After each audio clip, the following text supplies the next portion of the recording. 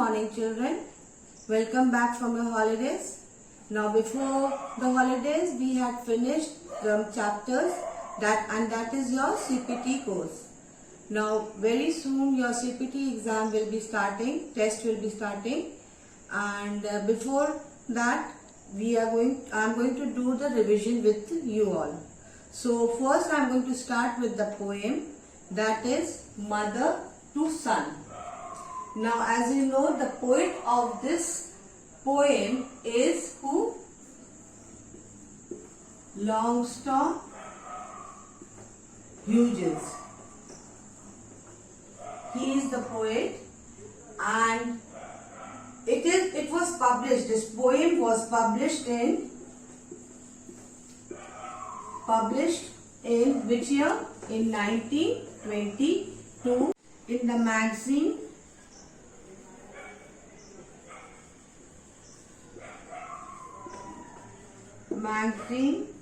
The Crisis. The name of the magazine was Crisis, and in this magazine it was mostly dedicated to promote the civil rights in United States. This poem is actually about a Negro mother who is a black. Right, Negroes are considered as black. Now she is talking to her son. Now the poet, who is the poet? Langston Hughes. He puts himself in the place of the mother and talks to the son, and she encourages her son. Now the poet describes about the difficulties of the black people. Now, during those periods, the society was divided into two societies, right? Society was divided into two societies ruled by the white people and black people.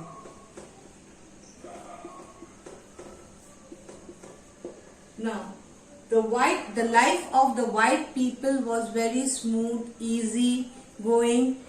They led a very comfortable life. They whatever desired to become, there was no obstacles, no hindrance, no stoppage. No rules were there. But for the black people, their life was very difficult. It was full of challenges. The life was very misery. Now in this poem, the poet, he illustrates that how the life of the black people it was, and how it was heavy to combat, to fight for their rights. Now, but the person, a man, should not give up when any obstacles or any hindrance comes in their life. So in this the poet says the mother, like, she tells her son, no matter what difficulties might come, obstacles might come, hindrance might come, he should not fear and step back. He should learn to fight and proceed further in his life and achieve his goal.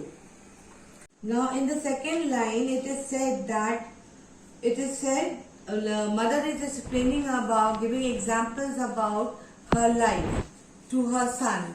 In the second line he says that life has been no crystal stairs. Now no crystal stairs is referred to the path.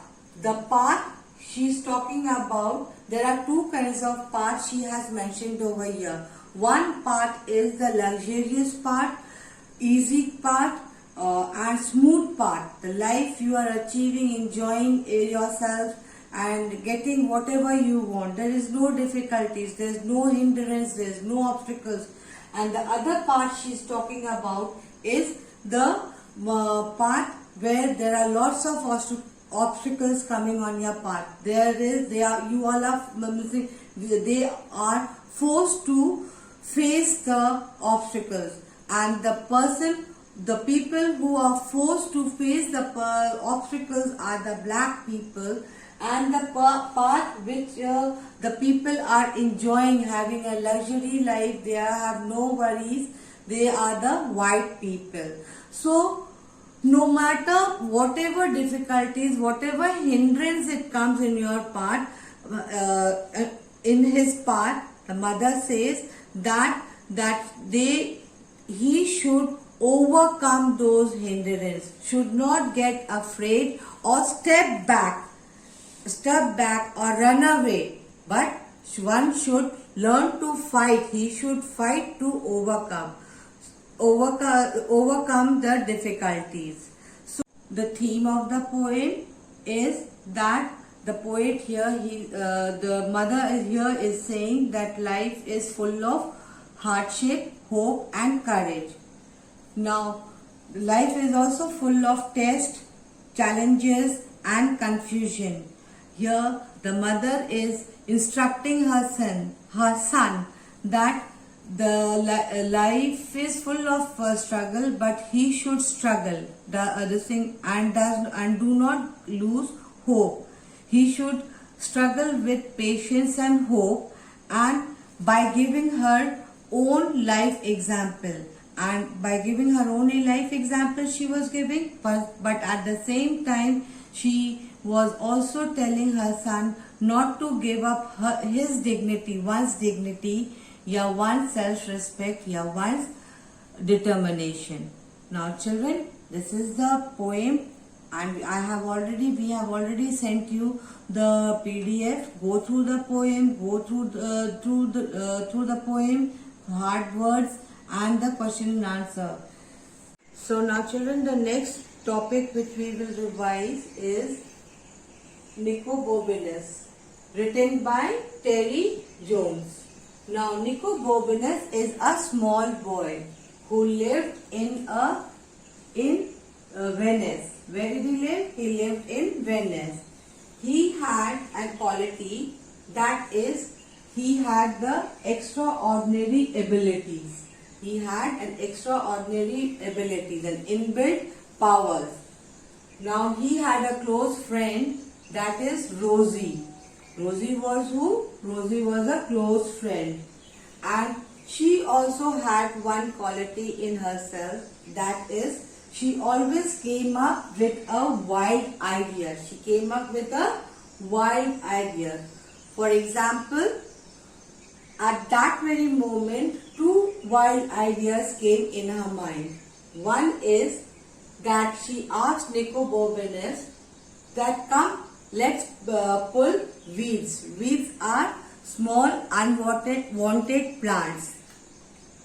And when Nicobobinus refused to pull the weeds from his doorstep, the next wild idea came to her was to search the land of dragon, which again Nicobobinus thought that it was better to go for the first option which she had said. So the next morning, Rosie, she comes,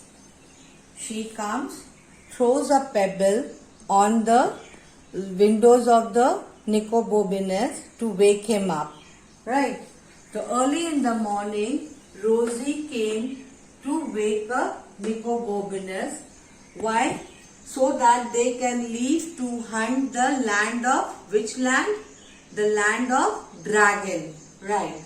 She, along with her, she had brought what? What eatable things? Buns and lemonade. You know what is lemonade? Remember what I said? Lemonade is soft drinks made of sugar, water and lemon. That is Nibu Pani. Remember what I had mentioned it? Then as they were down on the street, they came across whom? The night watchman. The night watchman was very surprised to see those two young small children on the lonely street, he asked them to return back home as it is very early in the morning.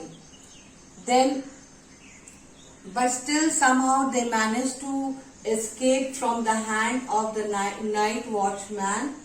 And as they were running, here you see in this page, next page, and as they were running, they crossed 3 bridges. As they both were running, they came across a sleeping dog.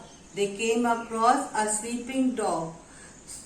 So what happened? As when they were running, Rosie tripped on the sleeping dog. Trip means to fall down, unknowingly. Now when Rosie fell down from this thing, tripped from the sleeping dog, her buns rolled down on the road and the lemonade was broken. And the sleeping dog, what happened? The sleeping dog, he got up, and since he was forcibly woken from his sleep, so he started what? Growling at him, as if he was going to bite them out of anger. But when he saw the buns rolling towards him, what he did? His growling, his anger vanished, and all his attention went to the bun. With the buns, he was satisfied, and he ran away with the other dogs. Dog left barking from there, as if in his language he was saying thank you. Now all their eatable things had been gone. They had nothing for their journey. So Rosie was very sad that what they will eat when they are hungry, since they had left the home without eating.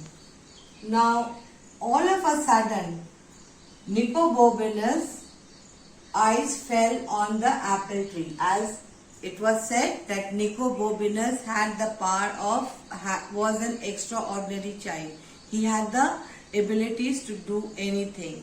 So even his friend also thought that his friend was genius. He has miracle power in him. So when he saw the apple tree with many red apples on the tree, right? See in this picture, there are many red apples on the tree, but there was one hindrance. What was it? It was the high walls.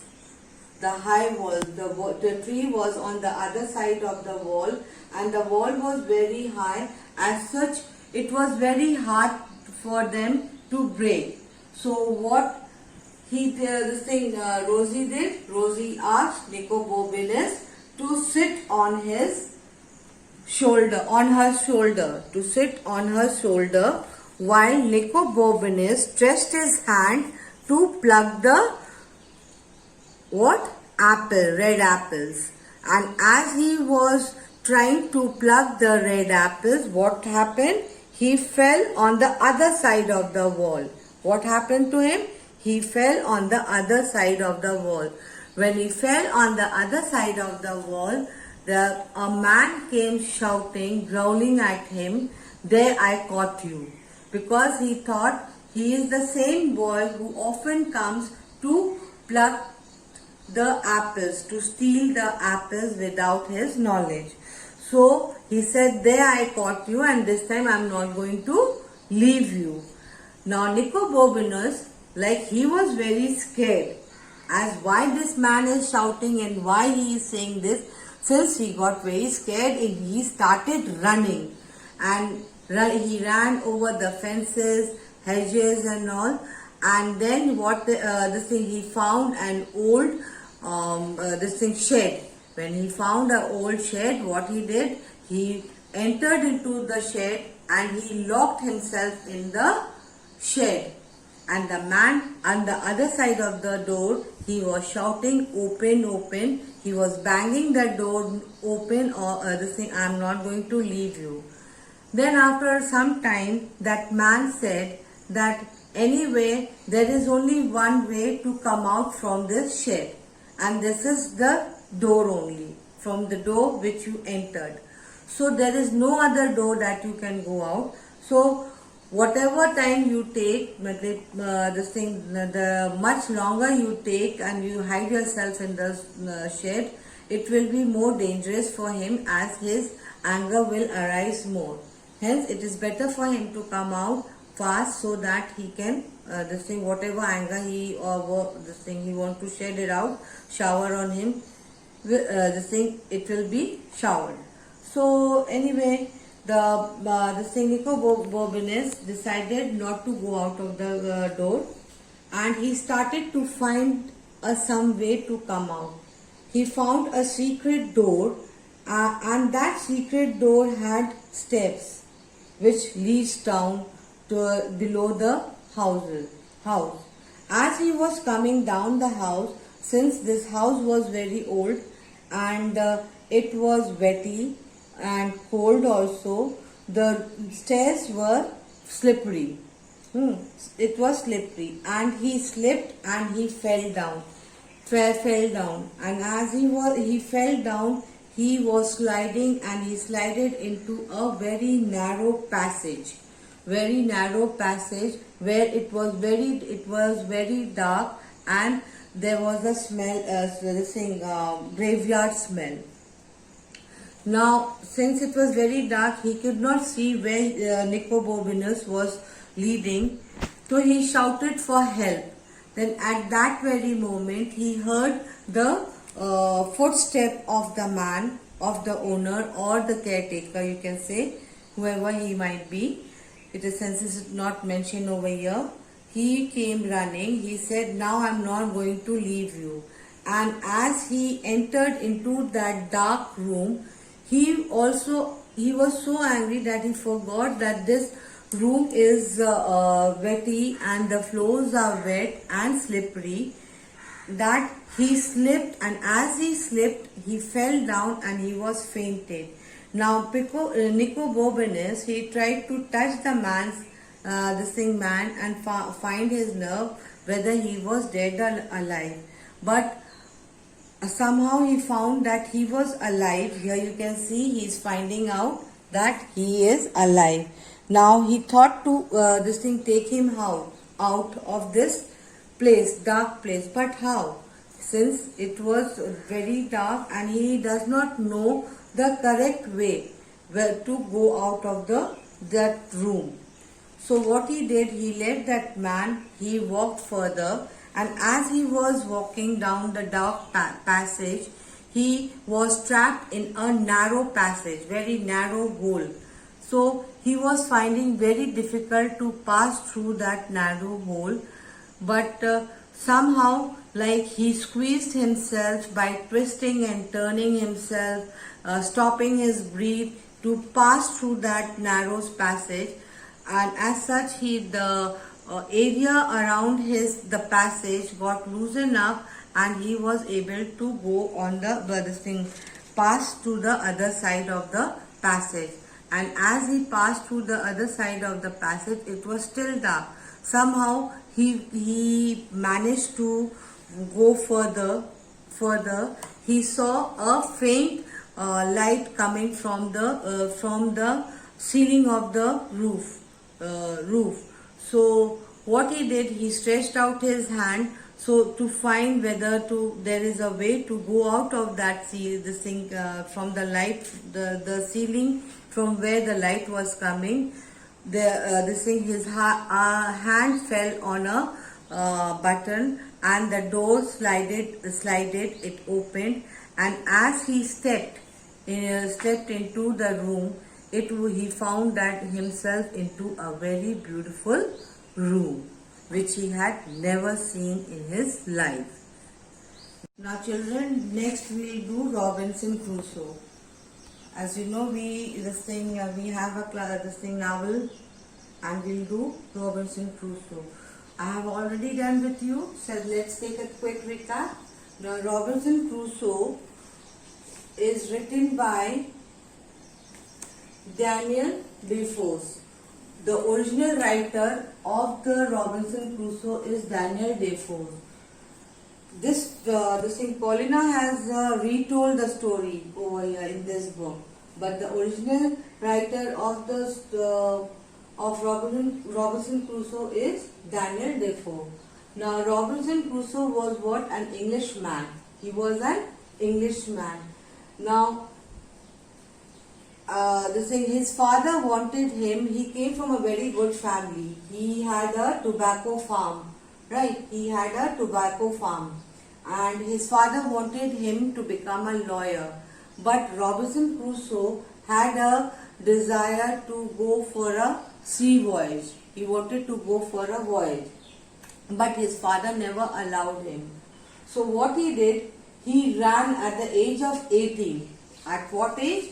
At the age of 18. He ran away when his friends, they had come to ask his help to trade in Africa, right? So he ran away with his friend.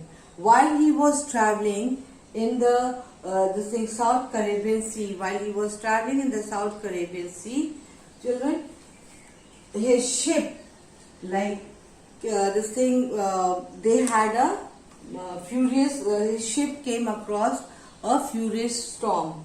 Now this storm was for several days, and it was very strong, very dangerous, right? That one of the man died, and two men fell overboard in the storm. Now, since there was a furious storm, for 12 days the ship was tossing on the strong waves. Right? After 12 days, the storm stopped. Then the captain, he thought the condition of the ship was very bad. The captain thought that the ship needed to be repaired, and they just few miles, miles away from the sea, there was a coast. They thought they will halt over there to get the ship repaired. But then their fate was bad, that the second storm arose, and this second storm was worse than the first storm. It was worst. Worst means bad.